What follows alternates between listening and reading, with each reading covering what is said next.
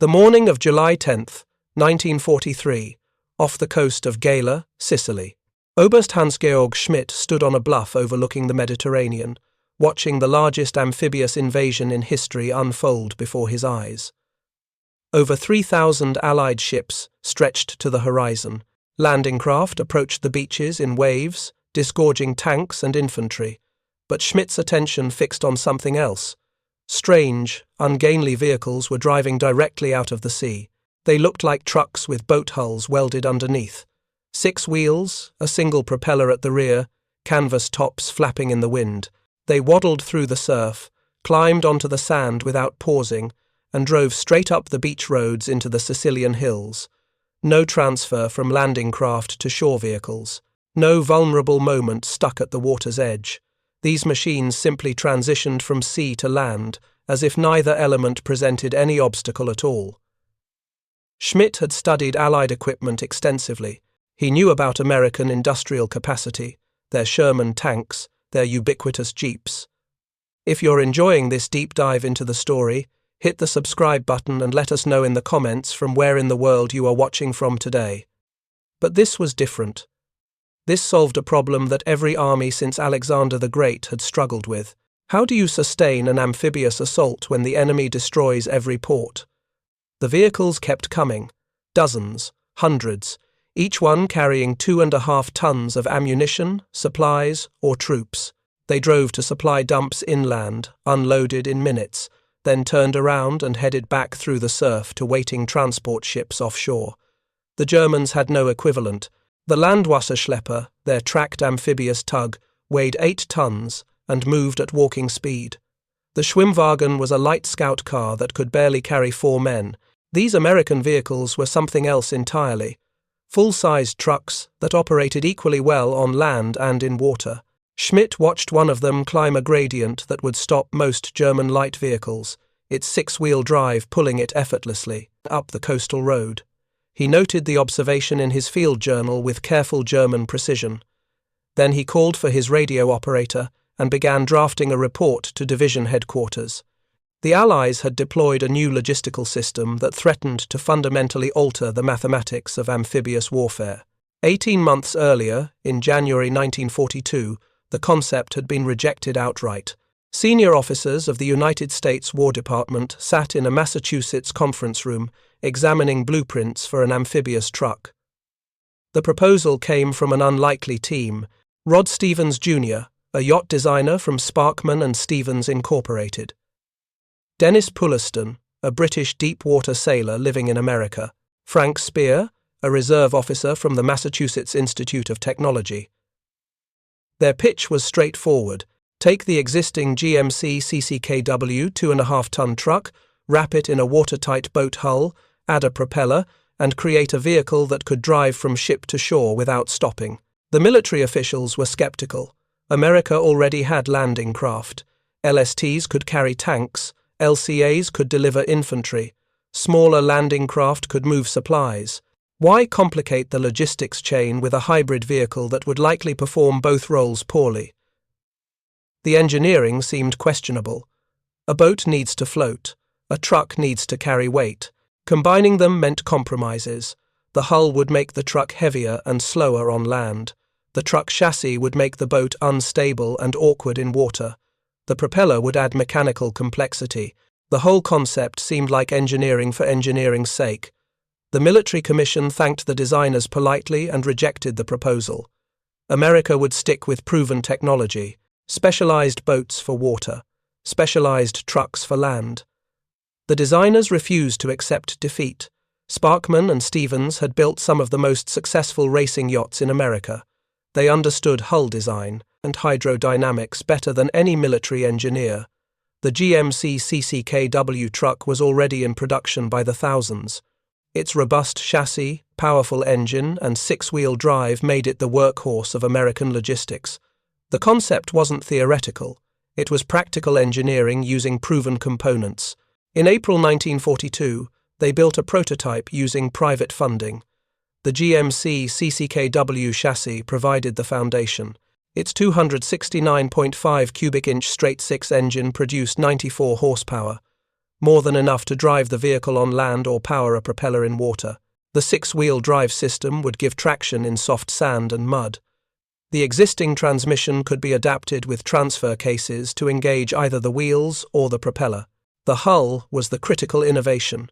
It had to be large enough to provide buoyancy for the entire vehicle plus cargo, strong enough to withstand beach landings on coral and rock, shaped to cut through waves rather than riding over them, light enough that the truck engine could still achieve reasonable speeds on land. Stevens designed a steel hull 31 feet long, 8 feet wide, and 7 feet high with the canvas top folded down. The hull weighed 5,900 kilograms empty, not light, but acceptable. The shape resembled a motor launch with a flat bottom and flared sides. The flat bottom provided stability, the flared sides deflected waves, the bow angled upward to climb over beach obstacles. Compartments within the hull created flotation chambers. Even if the thin steel shell was punctured, the vehicle would remain afloat. A high-capacity bilge pump system could handle leaks up to 2 inches in diameter. The team installed a 3-bladed propeller at the stern, driven by a transfer case connected to the transmission. A rudder behind the propeller provided steering in water. The front wheels, still steerable on their normal linkage, also aided turning while afloat. This dual steering system gave the vehicle surprising maneuverability for its size. On June 3, 1942, they drove the prototype to Provincetown, Massachusetts, for sea trials. The timing was fortuitous in ways they couldn't have predicted. A storm blew in from the Atlantic. Winds reached 60 knots. Rain hammered horizontally. Waves crashed against the Massachusetts shore with enough force to make any conventional boat launch suicidal. A United States Coast Guard patrol craft, caught in the storm, ran aground on a sandbar 500 yards offshore. 7 Coast Guardsmen were stranded. The seas were too rough for lifeboats. The Coast Guard station on shore had no way to reach them. The storm was intensifying. The crew was in genuine danger. The DUKW prototype sat on the beach, ready for demonstrations that had been cancelled due to weather. The designers looked at each other. This was either the perfect test or the perfect way to destroy their prototype and their credibility simultaneously. Dennis Pulliston climbed behind the wheel. A Coast Guard officer, desperate for any solution, climbed in beside him.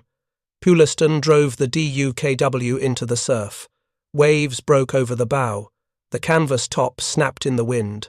Salt spray obscured visibility. The vehicle descended into the ocean until water covered the wheels, then kept going until it was floating free. Pulliston engaged the propeller and opened the throttle. The DUKW plunged through the storm toward the stranded patrol craft. Navy and Coast Guard officials watched from shore. This ungainly truck-boat hybrid was attempting a rescue that professional lifeboats had deemed impossible. The DUKW reached the sandbar. The 7 Coast Guardsmen climbed aboard. Pulliston turned the vehicle around and headed back toward shore, riding the waves like a surfboard. As the wheels touched bottom, he disengaged the propeller and engaged the wheel drive. The DUKW drove out of the surf and up the beach. 7 very wet but very alive. Coast Guardsmen climbed out. The entire rescue had taken less than 20 minutes. The military officials who had rejected the design 6 months earlier were present, watching the demonstration. Their objections evaporated. 3 days later, the War Department placed an order for 2,000 DUKWs. The GMC division of General Motors, still operating under its old name Yellow Truck and Coach, began production immediately at their Pontiac, Michigan facility. The first production vehicles rolled off the assembly line in October 1942. The GMC engineers refined the prototype design for mass production. The final production model measured 31 feet long, 8 feet 2 7/8 inches wide, and 7 feet 1 3/8 inches high with the canvas top down. Empty weight was 6.5 tons. Maximum cargo capacity was 5,000 pounds. The vehicle could carry 25 soldiers with equipment, or an artillery piece, or ammunition, or medical supplies, or engineering equipment. The power plant was the GMC Model 270 engine, the same unit used in the CCKW truck, 269.5 cubic inches displacement, 94 horsepower at 3,600 RPM. Not remarkable by civilian standards, but reliable and simple enough for field maintenance. The transmission was a 5-speed unit with overdrive. A 2-speed transfer case engaged either the wheel drive or the propeller drive, never both simultaneously. On land, power went to all 6 wheels through a conventional 4-wheel drive system with a driven rear tandem. On water, power went to the single propeller through a separate transfer case. The switchover required only seconds. A lever on the floor controlled the transfer cases. Drive into water. Stop. Pull the lever to disengage wheel drive and engage propeller drive. Continue forward. The reverse process when approaching shore. Simple enough that any driver could master it with minimal training. The steering system was ingenious in its simplicity. On land, the front wheels steered conventionally. In water, turning the steering wheel moved both the front wheels and the rudder. The combination provided surprisingly precise control. The DUKW could maneuver in tight spaces despite its length. The designers added one feature that would become standard on military vehicles decades later: a central tire inflation system. The driver could adjust tire pressure from inside the cab while moving. For road travel on hard surfaces, tires were inflated to full pressure.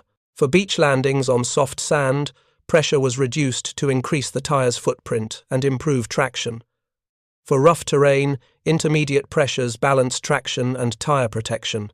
This feature alone made the DUKW more versatile than many tracked vehicles. It could operate on surfaces that would bog down conventional trucks. The hull was not armoured. Sheet steel between 1/16 and 1/8 inch thick kept the vehicle light enough to achieve reasonable speeds. This made it vulnerable to small arms fire and shrapnel, but armouring the hull would have added tons of weight, reducing payload capacity and speed. The designers accepted the vulnerability as a necessary compromise.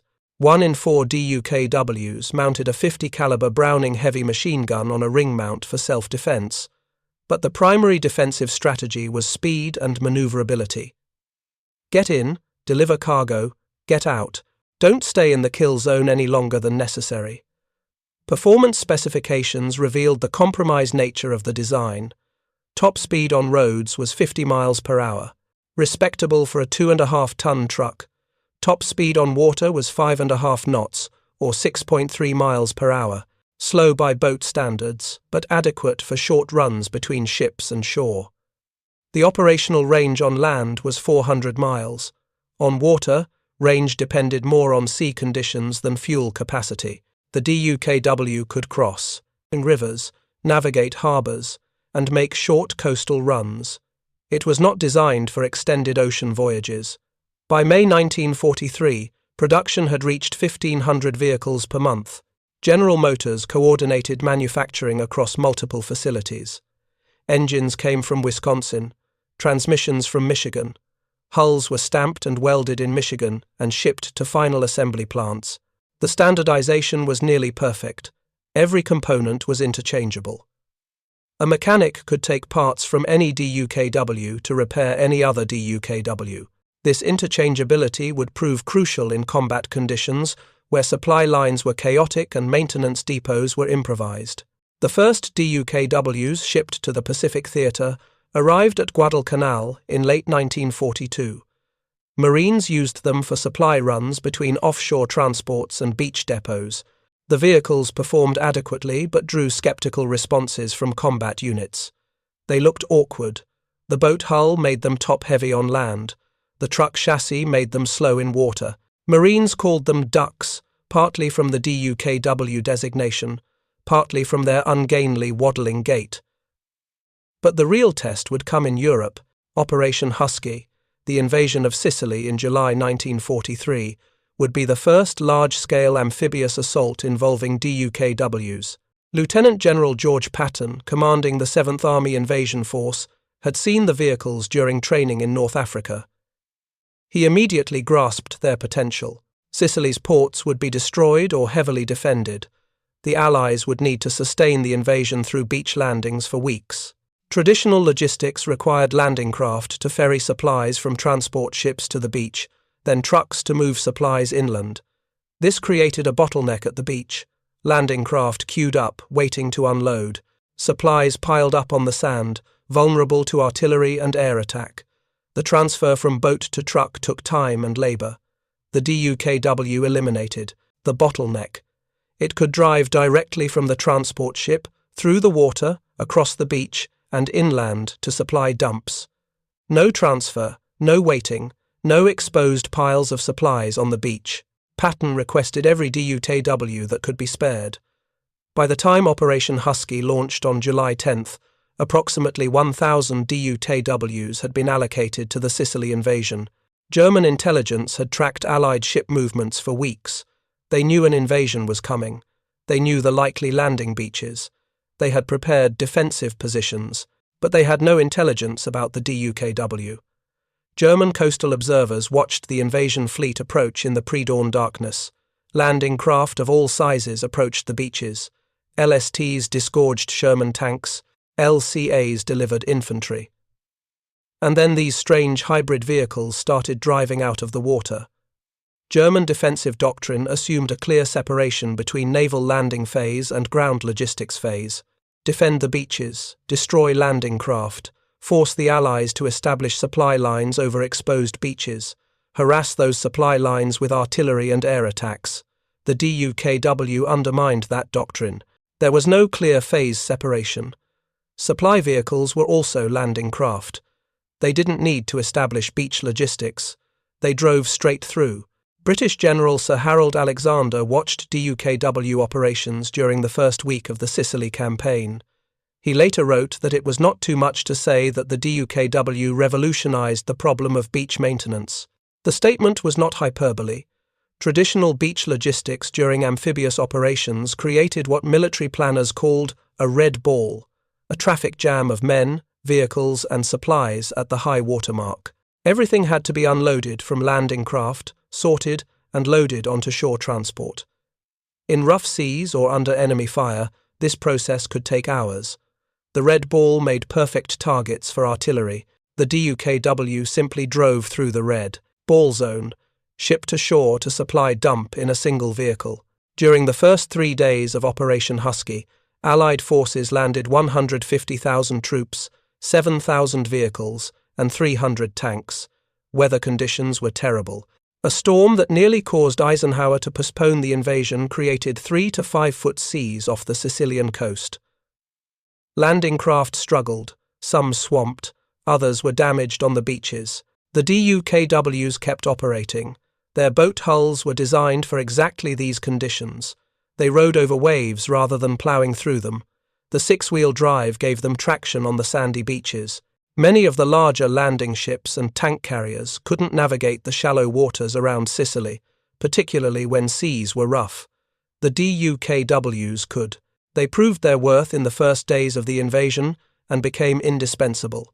German after-action reports from Sicily mentioned the American amphibious trucks repeatedly. Field commanders noted that Allied logistics appeared unlimited.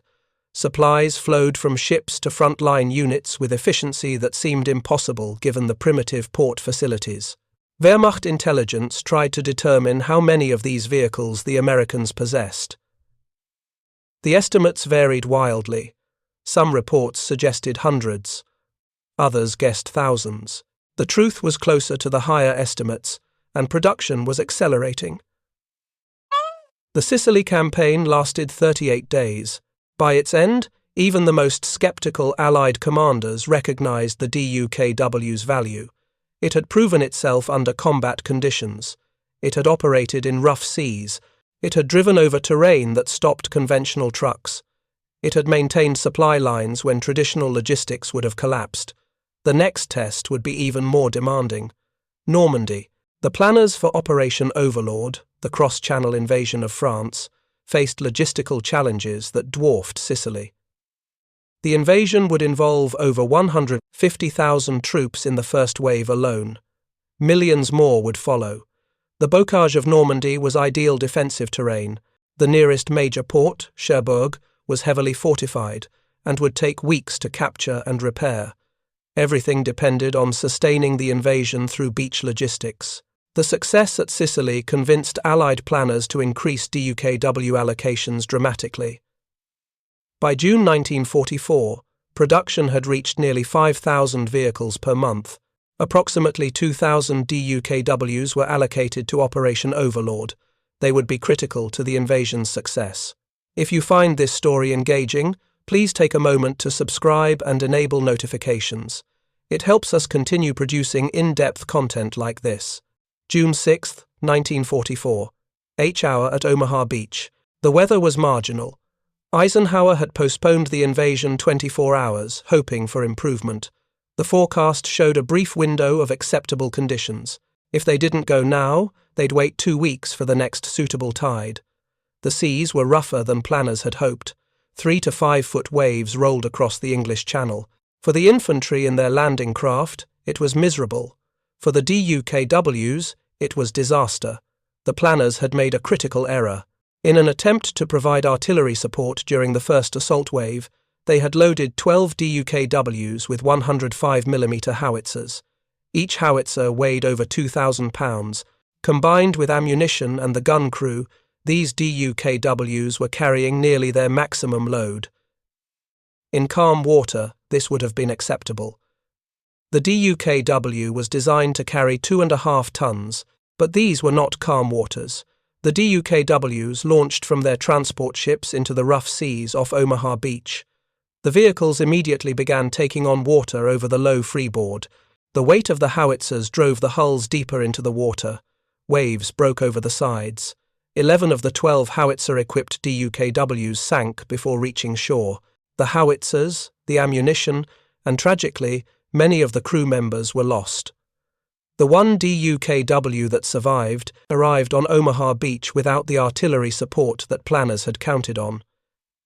It was a catastrophic failure that cost lives and left the first assault wave without expected fire support. But it taught a crucial lesson. The DUKW was a logistics vehicle, not an assault craft. It could carry 2.5 tons in reasonable conditions. It could operate in moderate seas. But it had limits.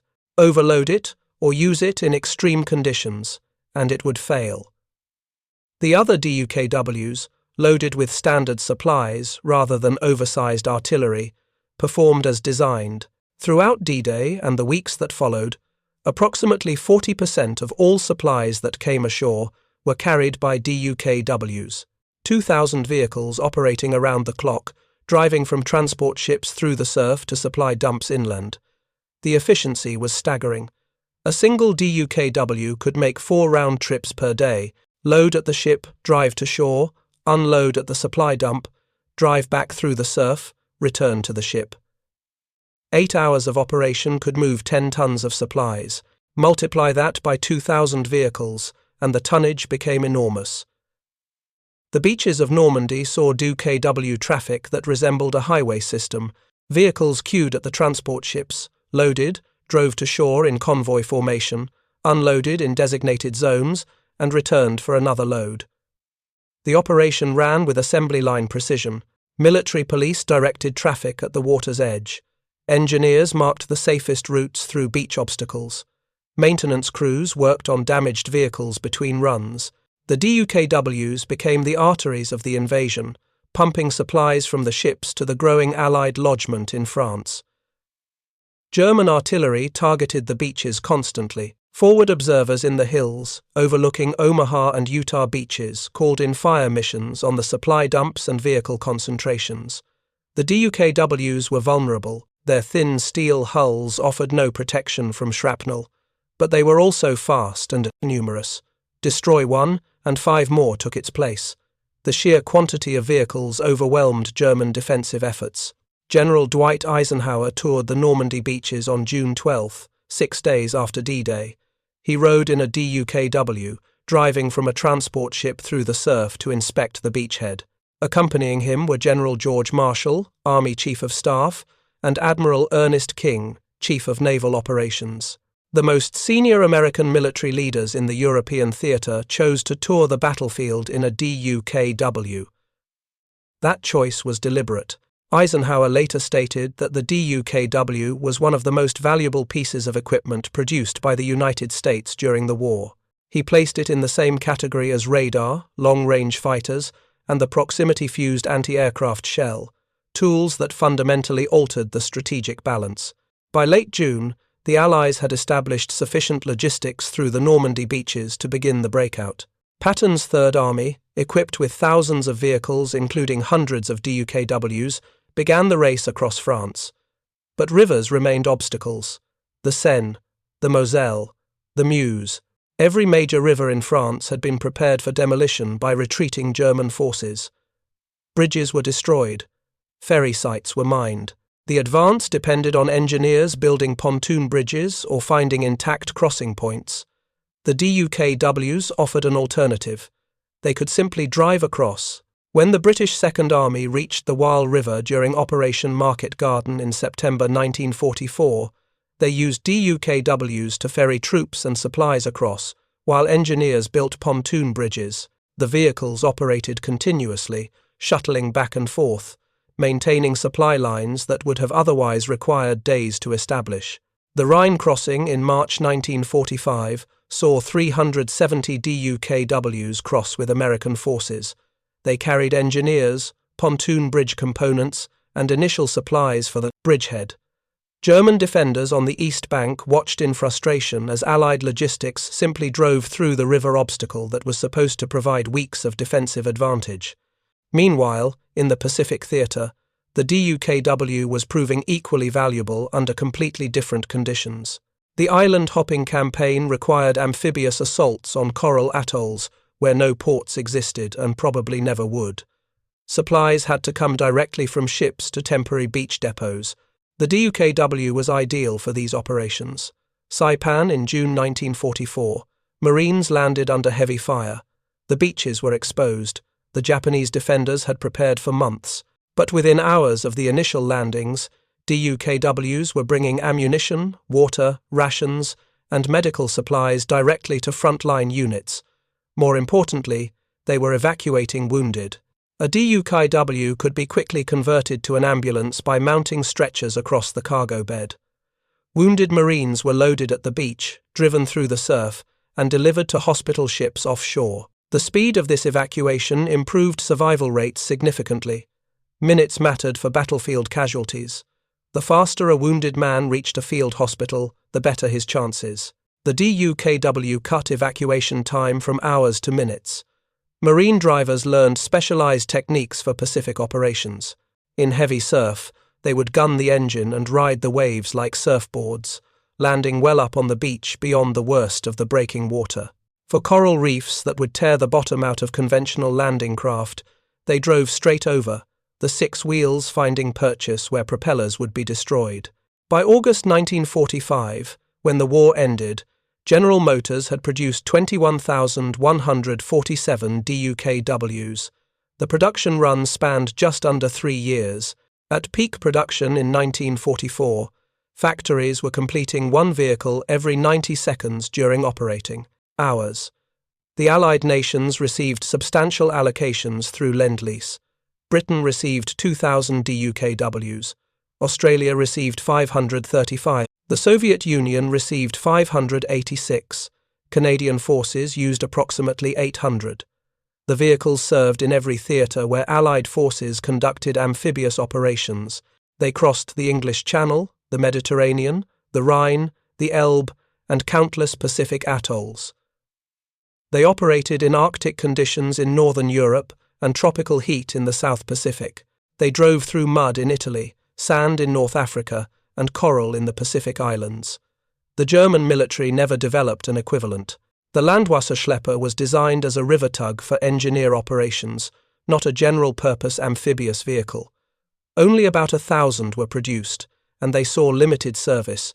The Schwimmwagen was an excellent scout car, but could carry only 4 men and minimal cargo. Germany simply never solved the problem of amphibious logistics at scale. Part of this was strategic. Germany was never planning large-scale amphibious invasions by 1943. The Wehrmacht was fighting defensive battles on the Eastern Front, and in Italy, amphibious vehicles were a low priority compared to tanks, artillery, and fighters. But part of it was also industrial. Germany's automotive industry was sophisticated but smaller than America's. Complex vehicles like the DUKW required massive production capacity to be strategically useful. Building a few dozen or even a few hundred wouldn't change the war. Building 20,000 would. Germany couldn't match that production even if they had prioritized amphibious vehicles. After the war, the DUKW's design influenced military vehicle development worldwide. The Soviet Union used their Lend-Lease DUKWs as the basis for the BAV 485, produced from 1952 to 1962. The British kept DUKWs in service into the 1970s. The French used them in Indochina during the First Indochina War and didn't retire the last ones until 1982. The United States reactivated several hundred DUKWs when the Korean War broke out in 1950. They were used extensively during the Incheon landing and throughout the campaign.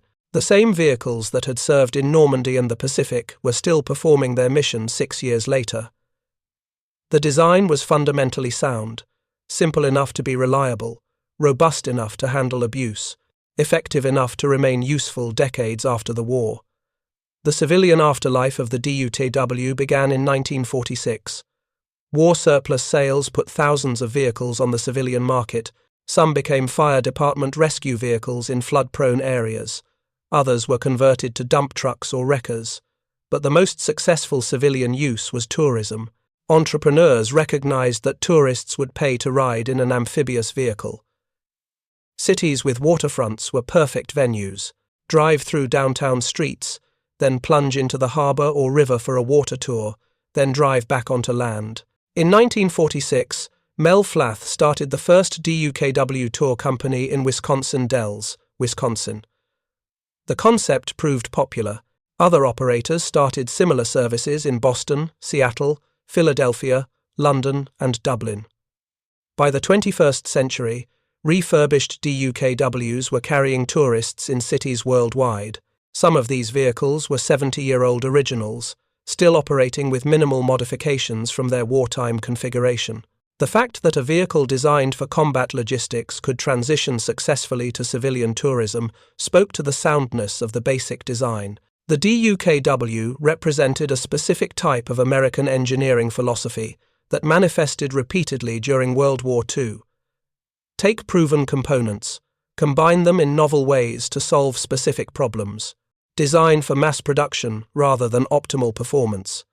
Accept compromises in pure performance to achieve versatility and reliability. The result was rarely the most sophisticated solution, but it was usually the most practical. The DUKW was slower on water than a dedicated boat. It was slower on land than a dedicated truck, but it could do both jobs adequately, and it could transition between them instantly. That versatility multiplied its effectiveness beyond what pure specifications suggested. The strategic impact was profound. Amphibious operations had always been vulnerable at the beach phase. Supplies accumulated at the waterline. Transfer from landing craft to shore transport created bottlenecks. Artillery could target these bottlenecks with devastating effect. The DUKW eliminated the beach bottleneck. It created a continuous flow from ship to depot. This made amphibious invasions faster, more efficient, and less vulnerable to disruption.